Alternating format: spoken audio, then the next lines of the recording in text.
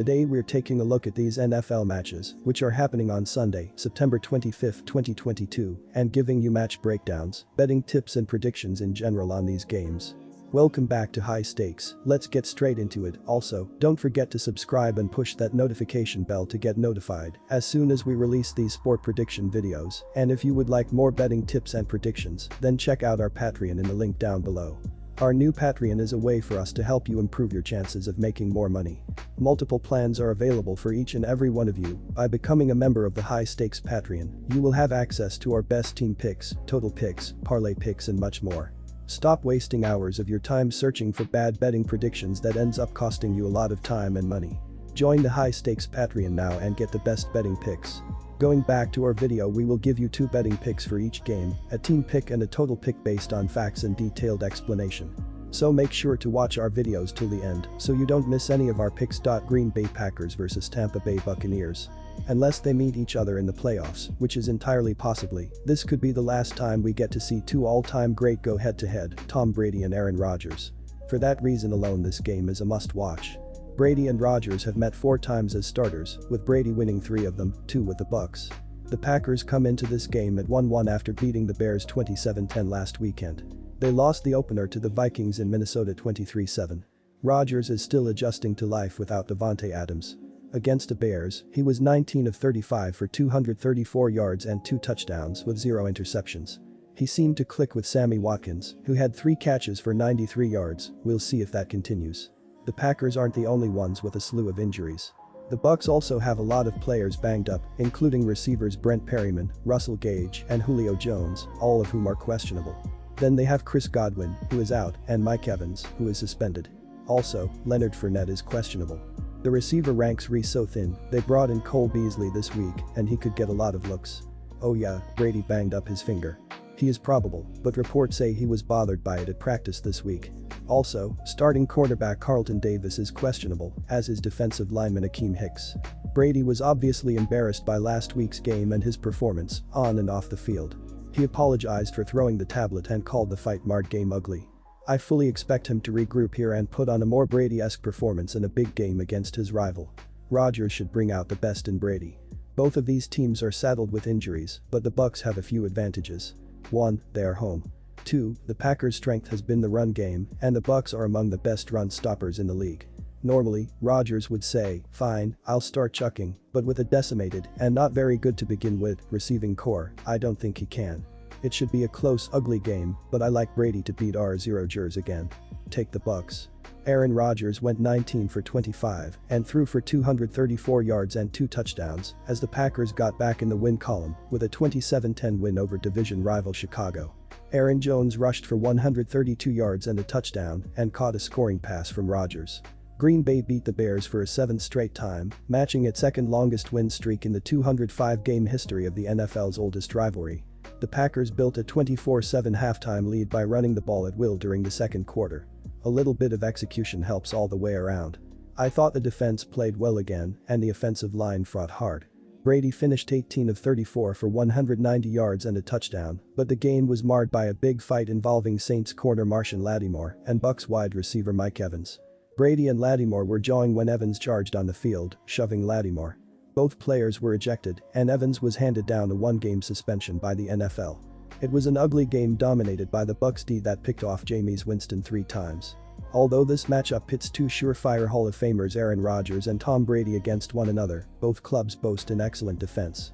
The Bucs lead the NFL in scoring defense through 2 weeks and are top 5 in both rushing and passing yards allowed. The Packers gave up a ton of yards in Week 1 against the Vikings but got it together last week against Chicago.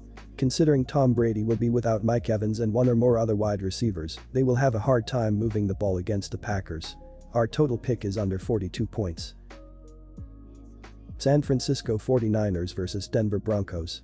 The 49ers are currently scoring 18.5 points per game and averaging 352 total yards of offense. This is the 19th most points scored per game and the 15th most yards. The San Francisco 49ers lost Trey Lance for the season last week as he went down with an ankle injury. They will now be starting Jimmy Garoppolo at quarterback. Last week he entered the game and finished with 154 passing yards, 1 touchdown, and a 60.4 QB rating. He looks solid, but the 49ers will still be looking to lean on the run. They are averaging 182.5 rushing yards per game, which is the fourth most in the league. They will continue to feed Jeff Wilson. He finished with 84 yards against the Seahawks as he continued to pound the rock. San Francisco is also averaging 169.5 passing yards per game, as this is the second least. They haven't relied on their passing game much this season, but now that Garoppolo is starting, I would expect to see the ball in the air more. I would also watch for Deebo Samuel, as he can get the job done on the ground or in the air. He is a main focal point in their offense. George Kittle is also listed as questionable, as the 49ers star tight end still hasn't played this season. The Denver Broncos have had a slow start to the 2022 NFL season, as they have been horrible in the red zone. They have shown that they can move the ball, but they aren't cashing in for points. Denver is currently scoring 16 points per game and averaging 391.5 yards. This is the 24th most points scored per game and the 7th most yards. They will also look to get the ball to Javonte Williams, as he has been the leading back for the Broncos this season. He is averaging 5.4 yards per carry. Denver is also averaging 126 rushing yards per game, which is the 10th most in the NFL. They are throwing for 265.5 passing yards per game, as this is the 8th most. They have multiple wide receivers that can get the job done, and Russell Wilson has shown that he is a capable QB in this league. Watch for him to get the ball to Courtland Sutton, as he has been Wilson's #1 target. He has already recorded 194 yards this season, as he has been a threat in the middle of the field.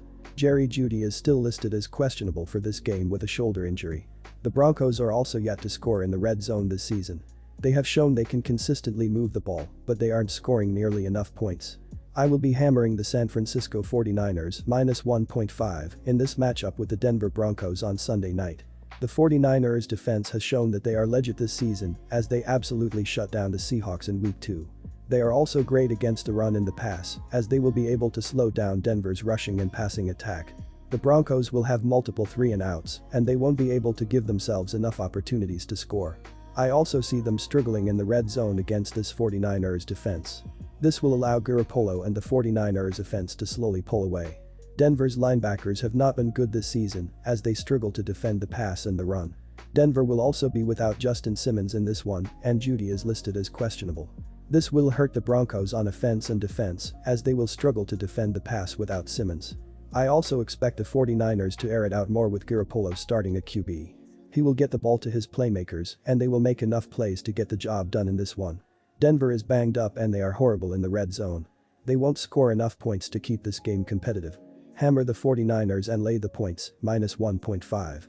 The San Francisco 49ers have been doing well offensively, and a big part of their success so far has been the play of wide receiver Brandon Ayuk.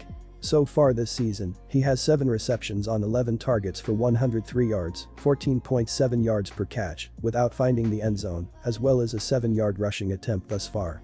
In his last game against the Seattle Seahawks, Ayuk had 5 catches on 8 targets for 63 yards, 12.6 yards per reception, without finding the end zone. He had a good season last year with Jimmy G throwing the ball, so it will be a good spot for him to continue improving. Getting George Kittle back from injury will also help. The offenses on third down attempts have been showing they are doing good, but not great in those positions. San Francisco is 14 of 32, 43.8% on third down attempts thus far, while Denver is 11 of 27, 40.8% up to this point. These defenses have been outstanding up to this point, as San Francisco has the best defense with 210 total yards per game allowed, while Denver is third with 243.5 total yards per game given up. Our total pick is under 45 points.